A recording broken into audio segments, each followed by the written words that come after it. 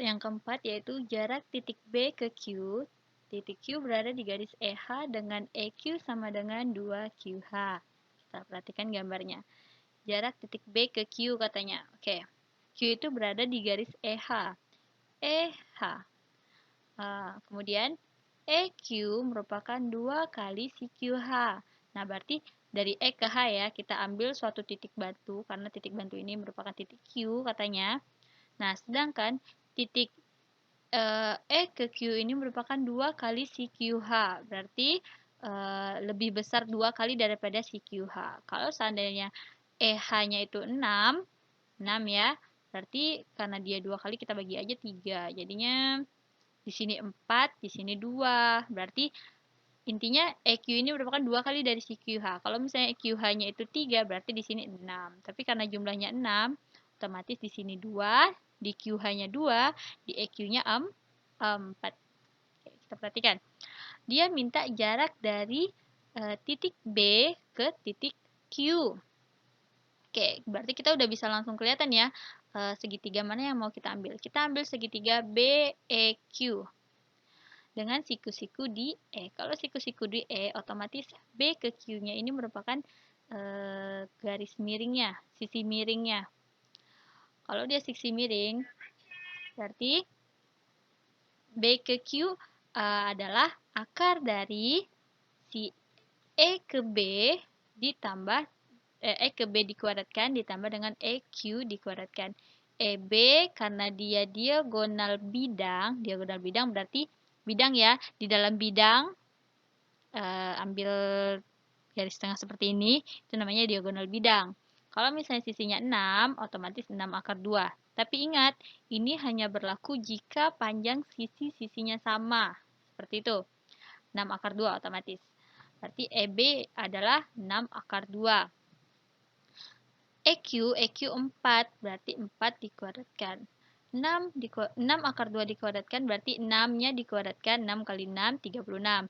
Akar 2 dikuadratkan jadinya 2. 36 kali 2, 72. Ditambah 4 dikuadratkan, 16. Akar 72 ditambah 16, akar 88. Akar dari akar 88 adalah 2 akar 22. Seperti itu. Oke, selanjutnya. Konsep yang kedua yaitu konsep jarak titik ke garis. Nah, jarak titik ke garis ini, yang tadi Ibu bilang, yang kita ambil adalah jarak terdekatnya. Jarak terdekat itu jika kita memperoleh suatu tegak lurus. Jadi, antara titik dengan garis harus saling tegak lurus, baru itu bisa dibilang jarak. Jadi, jarak itu adalah jarak terpendek. Jarak terpendek dari titik ke garis jika dia membentuk suatu tegak lurus. Nah, misalnya nih, jarak titik A ke titik A aksen. Di sini kamu letaknya si A aksennya. Oh, salah. Karena dia tidak tegak lurus, tidak membentuk sudut 90 derajat. Jadi intinya dia harus membentuk sudut 90 derajat. Oke. Misalkan kita mau menghitung jarak titik A ke garis BC. Cara-caranya dari titik A ke garis BC. Cara-cara yang pertama adalah kita buat seperti ini dulu gambarnya. Kemudian, oke. Gambar A adalah jarak A ke garis BC. Selanjutnya, untuk gambar B adalah jarak A ke garis BC sama dengan panjang AD. Jadi, dari A ke BC, kita ambil suatu garis yang tegak lurus sehingga dia membentuk suatu sudut 90 derajat. Nah, dari jarak sehingga kan di sini nanti ada titik potong jadinya kan. Nah, titik potong ini kita boleh memisalkan, terserah memisalkan dengan X, K, D, pokoknya terserah. Kalau di sini Ibu memisalkan dengan titik D, jadi titik potongnya Ibu misalkan dengan D. Jadi intinya yang kita cari adalah garis dari A ke D-nya. Garis titik dari A ke titik D-nya.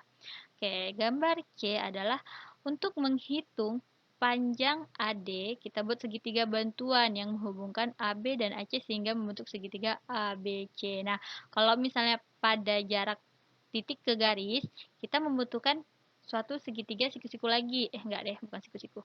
Kita membutuhkan segitiga. Jadi, kita ambil kita buatlah garis hubung. Jadi nanti kita tarik garis hubung antara A ke B, kita tarik sebuah garis. Kemudian dari titik A ke C, kita tarik sebuah garis juga. Seperti itu ya. Jadi intinya, kalau misalnya bentuknya udah seperti ini, oke, baru bisa kita kerjakan. Kita selesaikan. Nah, cara penyelesaian dari konsep jarak dari titik ke garis ini bisa kita gunakan tiga macam cara atau 3 jenis cara. Yang pertama, bisa menggunakan perbandingan luas segitiga. Digunakan jika segitiga yang terbentuk itu siku-siku di A atau panjang semua segitiganya adalah bilangan bulat. Nah ya, baru bisa kita kerjakan. Atau boleh juga kita menggunakan teorema Pitagoras. Nah, teorema Pitagorasnya digunakan untuk semua tipe soal jarak titik ke garis. Jadi, kalau misalnya kamu pakai teorema Pitagoras boleh. Perbandingan luas segitiga boleh.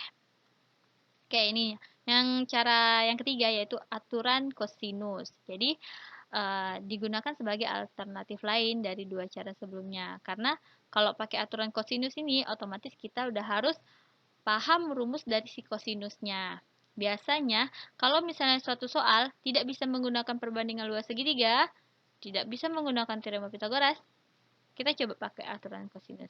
Biasanya pakai aturan kosinus ini kita membutuhkan sudut-sudutnya, sudut dari segitiganya. Oke, alternatif lain lah. Oke, contoh soal. Pada kubus A, B, C, D, E, F, G, H dengan panjang rusuk 8 cm, tentukan jarak titik E ke garis AG.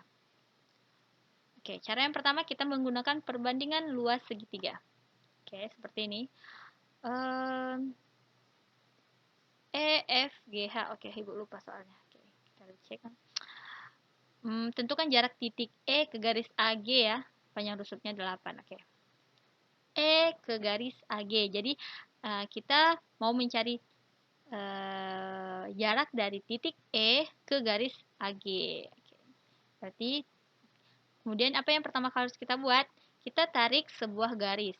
Garis yang tegak lurus antara titik E dengan garis AG. Misal di sini. Ini tegak lurus nih, tapi kita tidak tahu panjang dari ini Ibu misalkan titik P ya, nih. Ibu misalkan titik P. Di sini titik potong antara garis titik potong antara titik E dengan garis AG, Ibu misalkan P di sini ya.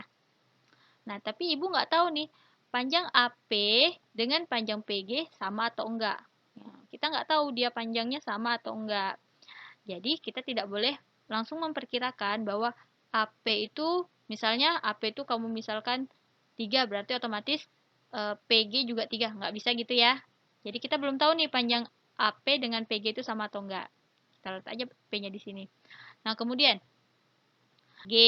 Terus kita tarik garis EA. Sehingga membentuklah suatu segitiga AEG. Oke, ini segitiga AEG. Nah, untuk menyelesaikannya, kita bandingkan luas segitiganya. Nah, jadi pada segitiga ini, Ibu tarik keluar ya.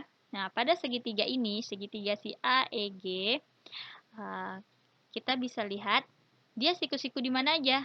Dia siku-siku di sini, di E. Siku-siku ya di E, karena ini atasnya ya, jadi siku-siku di E, kemudian dia siku-siku juga di P. Nah, bisa kita bandingkan luas segitiganya. Luas segitiga antara AEG dengan siku-siku di E dengan luas AEG dengan siku-siku di P. Oke, perhatikan. Untuk luas yang ini, yang siku-siku di E. Kalau siku-siku di E otomatis alasnya bisa kita misalkan EA atau kita misalkan dengan EG. Ibu di sini misalkan alasnya dengan EG. EA lah ya, EA. Misalkan alasnya dengan EA, berarti rumus segitiga kan setengah kali alas kali tinggi. Seandainya alasnya 8, otomatis tingginya harus tegak lurus ya dengan garis alasnya. Otomatis kalau EA-nya alas, berarti tingginya adalah EG. Setengah kali EA dikali EG. Oke, kemudian untuk segitiga yang satunya lagi. Yang satunya lagi dengan siku-siku di P berarti setengah kali alas. Alasnya yang mana? Alasnya AG. AG, kemudian dia siku-siku di P kan, jadi tingginya adalah EP. AG tadi udah kita langsung tahu ya, AG ini